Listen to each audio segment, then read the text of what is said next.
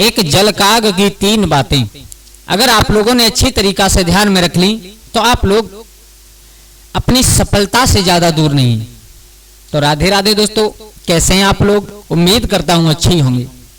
दोस्तों, कहानी प्रारंभ करने से पहले आप लोगों से मेरा एक करबद्ध निवेदन है कि अगर आप हमारे चैनल पर नए दर्शक मेहमान बंधु बनकर के आए हैं तो प्लीज हमारे चैनल को सब्सक्राइब कर लें और हो सके तो अपने परिवार और दोस्तों के साथ में शेयर जरूर करें।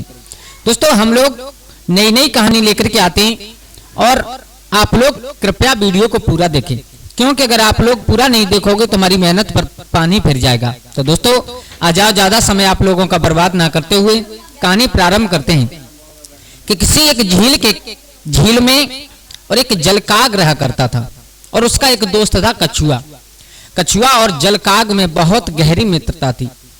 तो एक दिन और झील से बाहर निकल करके पानी से बाहर किनारे पर जलकाग बैठा हुआ था और कछुआ पानी के अंदर बैठा हुआ था।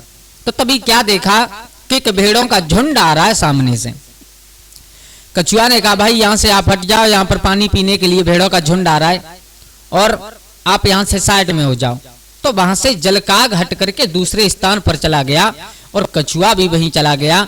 तो जलकाग ने एक बात कही, भैया देखो, भेड़ों की दशा देख करके मुझे बड़ी दया आती है। सबसे अधिक मर्षण शक्ति होने के बावजूद ये सबसे कष्टपूर्ण जीवन जीती हैं और इनके तमाम दुखों का एकमात्र कारण है वो है अंधानुकरण, यानी भेड़ चाल। एक करे वही करती हैं ये सब, एक के पीछे चलना सबसे बड़ा कारण है इनका कि ये भेड़ चाल में ज्यादा फंसी हुई हैं। कछुआ कहने लगा, फिर भेड़े अंधानुकरण त्याग क्यों नहीं देती, इस भेड़ चाल को छोड़ क्यों नहीं देती? जलकाग कहने लगा, भाई अपनी भेड़ प्रवृत्ति को छोड़ पाना उनके बस की बात नहीं है। एक बार एक जंगली भेड़ ने कोशिश की थी इनकी और इस भेड़ चाल को छुड़ाने के लिए, जंगली भेड़ ने। तो उसका क्या असर हुआ था, आओ हम तुम्हें इस कहानी के माध्यम से बताते हैं। और ये 3 महत्वपूर्ण बातें मैं आपको बता रहा हूं, ये कभी जीवन में आपको आपकी तरक्की से वंचित नहीं होने देंगी, आपको आपकी तरक्की की ओर लेकर के जाएंगी। तो मेरे भैया, उस जलकाग ने और कछुआ को कहानी सुनाना प्रारंभ की है कि इसी झील से एक बार और कोई गडरिया अपनी भेड़ें चराता हुआ और इस झील में पानी पिलाने के लिए लाया। यहां से पानी पीने के बाद वो एक दूसरे स्थान के लिए चली। कहां? स्वयं आगे आगे वो गडरिया चल रहा है और पीछे पीछे भेड़ों का विशाल झुंड चल रहा है। उनके नाक और नेत्र धूल से भर गए थे। भेड़ों के गर्मी का मौसम बहुत था, गर्दखोर लोम झुलसकर सख्त हो गई थी। श्वास बेदम उनकी भद्दी भां भां की आवाज में अकथ मर्म था।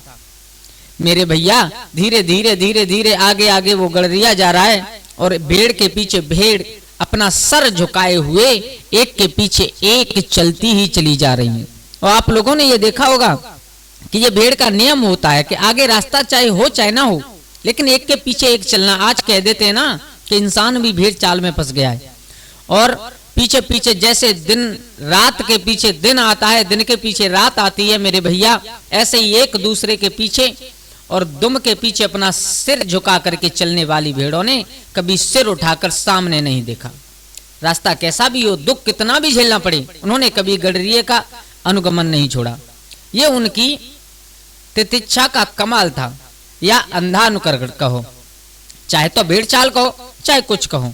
मेरे भैया, अब क्या हुआ, उस दिन भेड़ों का झुंड चरता हुआ, चरवित चरवड़ करता हुआ पर्वत की नग्न और अल्प खुरदरी ढाल का काफी ऊपर तक चढ़ आया। अब पर्वतों में चल रहा है, सब झुंड बना करके भेड़ें चल रही हैं।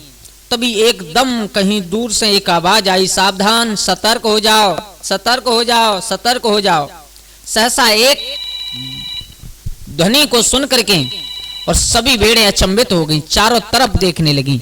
हालांकि इस आवाज का और उस गडरिया पर कोई असर नहीं हुआ, लेकिन भेड़ें चारों तरफ देख रही हैं। तभी क्या देखा कि सबसे ऊंची एक पर्वत की चोटी बनी हुई थी और उस चोटी पर एक विशाल काय, यानी उन भेड़ों से और शरीर में बड़ा एक दूसरी भेड़ खड़ी है। उसके सींग तीखे तीखे घुमावदार, बड़ी बड़ी आंखें, बड़ा सा चेहरा यानी बकरी से बड़ा, भेड़ से बड़ा देखने में कोई जंगली भेड़ मालूम पड़ रही थी।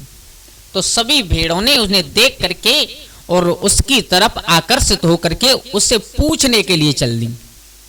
उस गडरिया के पास में कुत्ता भी थे, भेड़िया नुमा कुत्ता थे, जो एक रंग की खाल पहने थे और भेड़ों को हाँकने, घेरने, अनुशासित रखने में काम आते थे। मेरे भैया सब चल दी। तो जाकर के देखा, बोले तुम कौन हो, क्या कहना चाहते हो? बोले हम तुमसे यह कहना चाहते हैं कि तुम सावधान हो जाओ, सतर्क हो जाओ। बोले क्यों? बोले इसलिए कि ये गडरिया की वजह से ही तुम इतना दुखी हो। बोले क्या? बोले हाँ। बोले पागल हो तुम, हैं? पागल हो तुम, ये हमारा रखवाला है और ये हमारी रक्षा करता है। अगर इसके बारे में एक भी अपशब्द मत कहना। वो हमें चराता है, वो हमारा पोषक है, उसने हमें आश्रय दिया है, वो हमारा आश्रयदाता है, हमारी रक्षा करता है, वो हमारा संरक्षक है। ईश्वर ने उसे धरती पर हमारी देखभाल के लिए ही भेजा है, वो हमारे लिए ईश्वर की प्रतिनिधि है। मेरे भैया आज वो जंगली भेड़ कहने लगी, मुझे मालूम है इन भेड़ों को समझाना इतना आसान नहीं है, पर वो अपना तर्क सामने रख देना चाहता था। मेरे भैया उसने कहा, बोले अच्छा ये बताओ, ये तुम्हारी जीविका चला रहा है या तुम इसकी चला रही हो? बोले ये हमारी चला रहा है। बोले बिल्कुल नहीं। बोले क्यों? सुनो भेड़ो, पहले मुझे सुन लो, फिर अपना निर्णय जरूर ले लेना। गडरिया तुम्हारे रोए काट कर और अपनी आजीविका चलाता है, तुम्हारे दूध से अपना पेट भरता है। अब तुम उसकी पोषक हुई या वो तुम्हारी खाल से अपना तन ढकता है, कांटों से बचने के लिए पैरों में तुम्हारी त्वचा के जूते पहनता है, और जब तुम आकाश के नीचे बर्फीली रातें काटती हो, वो तुम्हारी खाल की चिंदिया जोड़कर बने तंबू में तुम्हारे लोम से बुने कंबल ओढ़ बेफिक्र सो जाता है। अब तुम ही उसे शरणदाता मानती हो, हैं? वो तुम्हारी रक्षा नहीं करता, अरे बल्कि तुम उसकी रक्षा करती हो। भेड़ें उसे उत्सुकता से सुन रही थी। मेरे भैया उसी समय वो जंगली भेड़ इतनी कह करके और उस चट्टान से छलांग लगा करके और कूदती फादती और उस चट्टानों के बीच में विलुप्त हो गई। अब भेड़ों के दिमाग में एक बात आई, बोले बात सही है, इस गडरिया के पीछे और हमें और ये भेड़ चाल में नहीं फंसना चाहिए। मेरे भैया जहां पर भेड़ नीचे सर झुका करके चलती थी, अब तो ऊपर को सीना तान के सर उठा करके उस गडरिया की तरफ आई और उसे मारने के लिए तैयार हुई, जैसे तैसे जान बचा करके, और वो वहां से भाग गया। अब क्या हुआ?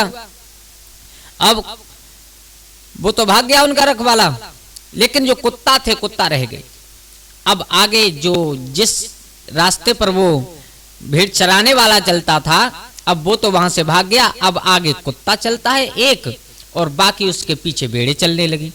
मेरे भैया 1-2 दिन फिर व्यतीत हुए, फिर भेड़ों का झुंड चरते चरते फिर से उसी स्थान पर पहुंच गया जहां पिछली बार वो रहस्यमयी जीव मिला था। वहां पहुंचते ही एक बार फिर चेतावनी भरी गूंज उठी। चौतरफा पर्वतमालाओं से टकराकर हर दिशा से आती प्रतीत हो रही थी। सावधान, सतर्क हो जाओ। किंतु इस बार भेड़ों को आवाज का स्रोत ढूंढने में समय नहीं लगा। वे सीधे उस चट्टान की ओर ताकने लगी जहां पिछली बार उस अद्भुत बकरे को देखा था। सचमुच अद्भुत बकरा उन्हीं शिला शीर्ष पर चढ़कर खड़ा था। सावधान हो जाओ, सतर्क हो जाओ, उस बकरे ने कहा। भेड़ों ने कहा कि हमने आपकी एक बात मान ली, तुमने कहा तो हमने उस गडरिया को त्याग दिया। अब बताओ अब क्या कहना चाहती हो? बोले सुनो, अगर तुम अपना भला चाहती हो तो इस कुत्ते का अनुसरण करना छोड़ दो, इस कुत्ते का पीछा करना छोड़ दो, वरना जीवन में कभी सुखी नहीं रहूंगी। क्योंकि ये भी गडरिये की तरह तुम्हारा शोषक है, इसने हर समय तुम्हारा लाभ उठाया है। मेरे भैया बोले वो कैसे उठाया है? बोले जिस प्रकार वो गडरिया तुम्हारा लाभ उठाता था, ठीक उसी प्रकार इसने भी तुम्हारा लाभ उठाया है, और तुम इसके पीछे चलना छोड़ दो। क्या? बोले हाँ। मेरे भैया अब की बार भेड़ों की समझ में आ गई तो मार पीट करके और उस कुत्ते को भी भगा दिया। अब कुत्ते को भगा दिया। अब की बार तीसरी बार उन्हीं भेड़ों के झुंड में और एक मेढ़ा था जो देखने में सबसे तंगड़ा था, बड़ा था। उसकी इच्छा थी कि इस भेड़ों के झुंड को मैं अपने काबू में करूं और इसका मालिक बनकर के चलूं। आज उसकी इच्छा पूरी हो गई मेरे भैया। आज आगे आगे वो मेढ़ा चलने लगा, कुत्ता और वो गडरिया सब भाग गए। अब आगे आगे मेढ़ा चल रहा है, उसके पीछे भेड़े फिर चलने लगी। अब तीसरी बार फिर उसी पर्वत के पास में चरने के लिए आई तो आज फिर आवाज आई, बोले अब इस मेढ़ा का भी साथ करना छोड़ दो, नहीं तो पछताओगी जीवन में। अब की बार भेड़ों को क्रोध आ गया, बोले पागल हो तुम, हैं? तुमने कहा हमने उसको छोड़ दिया, तुमने दोबारा कुत्तों के बारे में कहा तो हमने उसे भी छोड़ दिया। अब एक बात बताओ, अगर हम और इस भेड़िए को भी छोड़ देंगे तो फिर कहाँ जाएंगे? तब उस जंगली बकरे ने कहा, अरे अंध खोपड़ियो, तुम्हारे भीतर वो आत्मसम्मान की भावना कब जागेगी जो पिछलग्गू बनकर जीने में शर्म का अनुभव करती है, जो अंधा अनुकरण करने पर सालती है, जो प्रभावित तो होने देती है पर वशीभूत नहीं होने देती। वाक्य पूरा करते करते और वो जंगली भेड़ वहां से चलने लगी। अब की बार कूदती हुई उस पर्वतों पर चढ़ रही है, लेकिन पीछे लौट करके देखा तो क्या देखा कि सब भेड़ें और उसी के पीछे पीछे जा रही हैं। मेरे भैया, उस जंगली भेड़ ने कहा, अरे बेवकूफो, तुम्हें समझाना किसी जंग जीतने से कम नहीं है, क्योंकि मैं तुम्हें तुम्हारे भले के लिए समझा रहा हूं, लेकिन अब तो तुम मेरे ही पीछे चलने लगी। तो मेरे भैया, इस कहानी से हमें यह शिक्षा मिलती है कि हमें कभी भी भेड़ चाल में नहीं फंसना चाहिए। हमारी जिंदगी है और हमें तय करनी है कैसे जीनी है, कैसे नहीं जीनी है, कौन सा कारण निकालना है। किसी के पीछे चलने से अच्छा है कि अपना एक और मकसद ढूंढें और उस मकसद के पीछे चलें। संसार में आजकल यही सबसे ज्यादा देखा जाता है कि एक चलता है, उसी के पीछे सब लोग चलते हैं। तो मेरे भैया, इस भेड़ चाल से निकल करके और अपने लक्ष्य की तरफ ध्यान केंद्रित करें, इससे अच्छा और कुछ नहीं है।